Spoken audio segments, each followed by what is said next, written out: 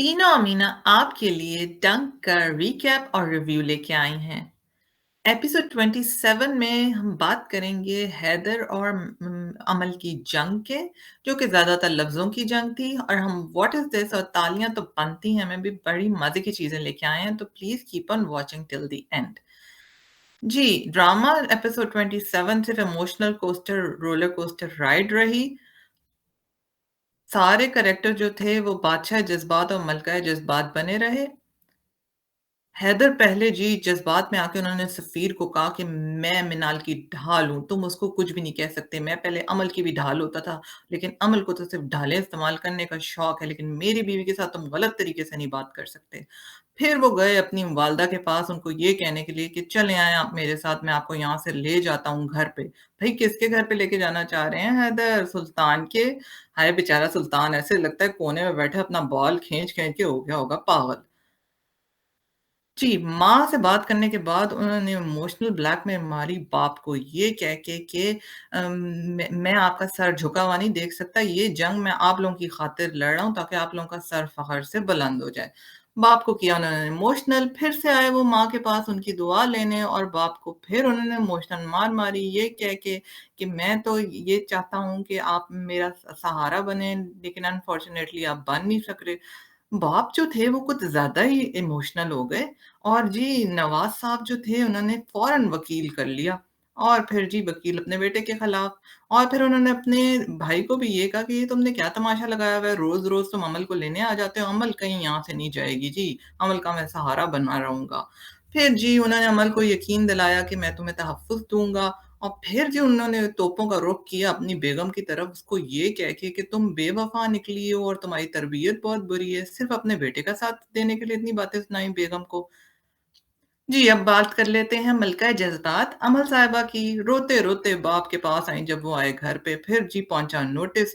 Notice था हैदर की तरफ से जिस पे उन्होंने ये कहा कि भई अब मुझे कोर्ट जाना पड़ेगा, आप लोग तुम अपने ताया और सफ़ीर को खूब सुनाएँ कि आप लोग तो मुझे तहफ़्फ़ुज़ देना चाहते हैं। और फिर उन्होंने सास को कराईं किलर लुक्स। और किलर लुक्स कराते हुए सास के पीछे गईं वो किचन में। यहाँ सास पता नहीं खाली माइक्रोवेव में कर क्या रही हैं इंटरेस्टिंग।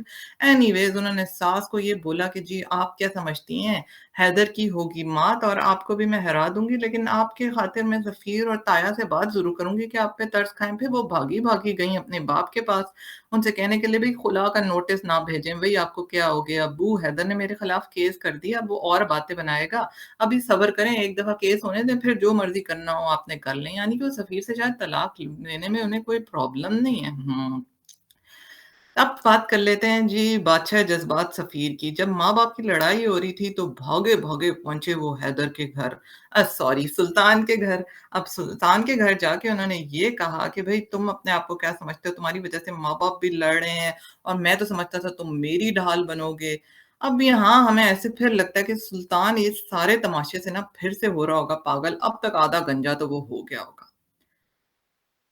ड्रामे में सिर्फ जो सेंसिबल कैरेक्टर जो हमें जज़्बात दिखाते हुए नहीं नज़र आया, वो थी सायरा। उन्होंने ये कहा जब हैदर और मिनाल उनके पास आए और ये कहा कि प्रोफ़ेसर हुमायूँ को भी कोर्ट में इंसाफ़ दिलाया जाएगा इस केस में, तो उन्होंने कहा कि मैं भी केस कर सकती थी, हुमायूँ को इंसाफ़ दिला सकती थी और मैं जीत भी जाती, लेकिन गना की खातिर मैंने सेंसिबल दिली से काम लेना है और मुझे अपनी-अपनी बच्ची को देखना है, इसलिए शायद मैं तुम लोगों का साथ ना दे सकूँ।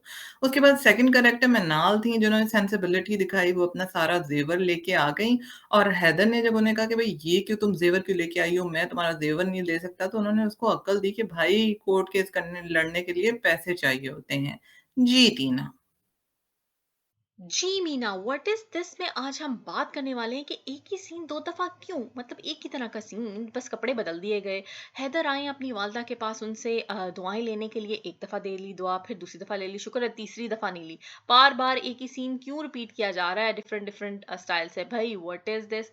और दूसरा, हमें अंकल से सवाल है, अंकल आपका कोई जो आपने आंटी पे इल्जाम लगाया ना बेवफाई का, वो बनता नहीं। अगर आप उन पे इल्जाम लगाए ना साथ ना देने का, तो कोई समझ आती है, लेकिन बेवफाई का इल्जाम, वो किसी पड़ोसी के साथ भाग तो नहीं गई हैं बाय द वे। भाई व्हाट इज दिस। और तालियाँ तो बनती में हम बात करने वाले हैं इस बारे में कि एपिसोड्स जाने वाली हैं 35 प्लस। डायरेक्टर जो है वो ड्रामे को पूरी तरीके से भरपूर खींचने में कामयाब है। आप देख लीजिए, अमल के फादर उनको को 5-6 दफ़ा वापस लेने आ चुके हैं। लंबी-लंबी बेतुकी फ़ोन कॉल्स, बेतुके सीन और फिर सफ़ीर का जज़्बाती होके हैदर को जाके बार-बार बातें सुनाना, भाई वाह जी वाह! एपिसोड्स जो जी जाने वाली हैं 35 प्लस और इस बात पे तालियाँ तो बनती हैं। ऑडियंस हो रही है क्रेज़ी क्योंकि अब ना ही प्रोफ़ेसर हुमायूँ को इंसाफ़ देने की कोई बातें हो रही हैं और ना ही अमल का असली चेहरा सामने नज़र आ रहा है। वाह जी वाह! हम अब देखेंगे 35 प्लस एपिसोड्स। और अब बात कर लेते हैं प्रोमो के ऊपर। प्रोमो में हम देखने वाले हैं कि नेक्स्ट एपिसोड में वकील साहब जो हैं वो कोर्ट में इल्ज़ाम लगा देंगे हैदर के ऊपर कि भई हैदर जो है उसके साथ कोई नफ़सियाती प्रॉब्लम है और हैदर जो है वो जज़्बाती होके अमल के पास आता है और उससे माफ़ी माँगता है और कहता है बीबी जान छोड़ मेरी। पर अमल साहिबा के तो और ही प्लान है, वो उसे कहती है हाँ, मैं छोड़ दूँगी अगर तुम जो हो ना वो मिनाल को छोड़ दोगे। लेकिन ऐसा तो होने वाला है नहीं।